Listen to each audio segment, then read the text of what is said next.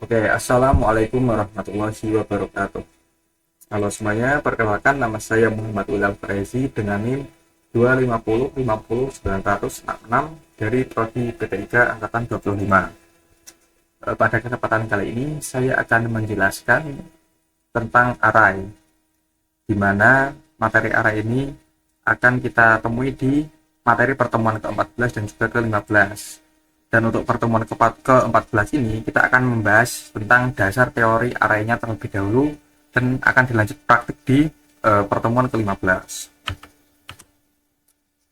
Oke, pada kesempatan kali ini nantinya akan ada 6 inti yang akan saya jelaskan, yaitu dimulai dari 1 definisi, 2 fungsi, 3 deklarasi, 4 kombinasi, 5 contoh, dan juga kesimpulan.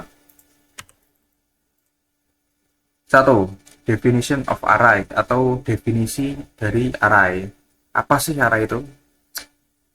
Array is a data structure used to store multiple pieces of data in a single container. Array itu adalah suatu struktur data atau sebuah fungsi yang digunakan untuk menyimpan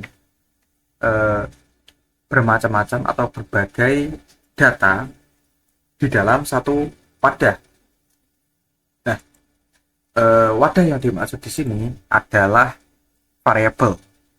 Jadi array itu bisa menyimpan lebih dari satu data hanya dalam satu variabel, di mana yang biasanya satu variabel hanya bisa menyimpan satu data saja, dan ketika kita masukkan data yang lain, maka data tersebut maka variabel tersebut akan berubah isi datanya. Nah, disinilah letak array. Array ada agar kita dapat memasukkan banyak data dalam satu variabel saja, dengan catatan tipe datanya juga harus sama. Jika tipe datanya integer, maka hanya bisa integer, jika float hanya float, dan sebagainya. Dan array ini memiliki sebuah indeks, di mana indeks array itu dimulai dari angka 0. Oke, jelas. Selanjutnya adalah array function atau fungsi. The function of an array is to make it easier for us to store many values without having to create many variables. Jadi fungsi dari array itu sebenarnya adalah mempermudah kita agar ketika kita ingin menyimpan banyak data, itu kita tidak perlu menuliskannya satu persatu dengan variabel yang berbeda-beda. Contoh, ketika kita ingin memasukkan sebuah data ke dalam variabel nilai, jadi kita tidak perlu membuat variabel nilai 1 isinya berapa, nilai 2 isinya berapa, nilai 3 isinya berapa. Jadi kita cukup menggunakan satu variabel saja, yaitu nilai. Terus nanti kita memanggil datanya menggunakan indeks tadi yang dimulai dari angka 0. Jadi misal ada variabel nilai di mana datanya itu ada 3 macam. Nah, ketika kita ingin mengambil data yang kedua, maka kita tinggal tulis nilai kurung 1.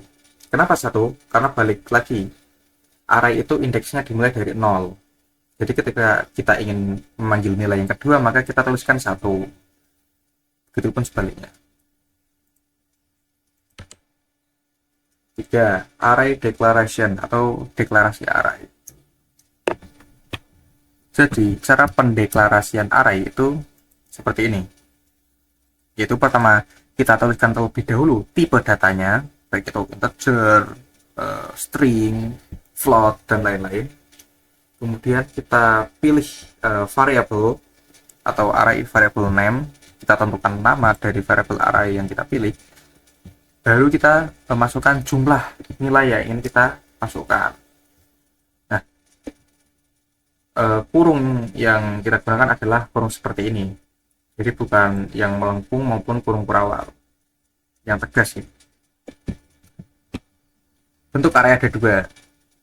Yang kiri itu int, tipe datanya, nilai atau variabelnya, kemudian value-nya ada 4.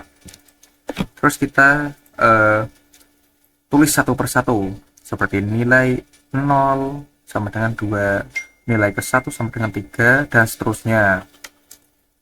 Atau kita bisa langsung menggunakan kurung kurawal seperti ini.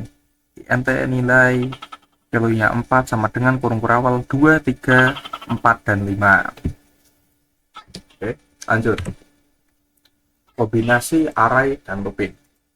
We can use a combination of loops and arrays to make our program more efficient. Jadi kita bisa menggabungkan kedua hal ini agar program yang kita buat itu lebih efisien, lebih mudah, lebih menghemat waktu. Nah, kenapa bisa seperti itu? Anggap array ini kan memiliki 4 ini kan data. Misal kita ingin memanggil semua data tersebut kepada output. Contohnya ini, cout nilai kedua. Nilai keduanya berapa? 4. Akan muncul 4 di outputnya. Iya kalau 1, 2, 3, oke. Gimana kalau arraynya itu ada 10 dan kita ingin memanggilnya semua? Kan nggak mungkin kita cout nilai 0, cout nilai 1, cout nilai 2, bla bla bla. Nah, di sini peran looping. Jadi kita bisa menuliskannya for, ini sudah masuk ke looping kan, for int, di mana i itu nilainya 0 dan i kurang dari 5, dan via looping i nya itu bertambah. Jadi kita cukup menuliskan cout nilai dan nilai i. Jadi nanti programnya akan memulai dari nilai i sama dengan 0. Berarti i sama dengan 0 berapa? 1. Kemudian karena di sini kita diberikan batasan i kurang dari 5 atau i sampai dengan 4, maka program akan berjalan kembali. Dan di sini i-nya akan bertambah tiap loopingan. Berarti untuk loopingan kedua akan nilai ke 1, di mana datanya itu adalah 2. Terus lanjut sampai ke batas ini, i sama dengan 4. Berarti nilai 4, di mana nilai 4 itu adalah 5. Examples. Calculating the total amount, yaitu array contoh dari pengaplikasian atau implementasi array, yaitu bisa kita gunakan untuk menghitung jumlah total dari suatu nilai. Jadi pertama kita tuliskan dulu, kita deklarasikan dulu arraynya, kemudian kita buat looping, dan di bawahnya kita buat total, di mana total itu adalah penjumlahan dari tiap nilai i. Setelah ini kita program, maka kita tinggal menuliskan cout total, di mana total dari keseluruhan semua nilai ini adalah 400. Jadi kita tidak perlu lagi menghitung satu persatu, 80 tambah 75 tambah 90 tambah 60, itu tidak perlu. Selain itu, array juga bisa kita implementasikan atau gunakan untuk menghitung jumlah rata-rata. Artinya program ini kita bisa kembangkan lagi untuk menghitung nilai rata-rata. Jadi kita tuliskan seperti tadi, ini array, looping, dan ini jumlah total.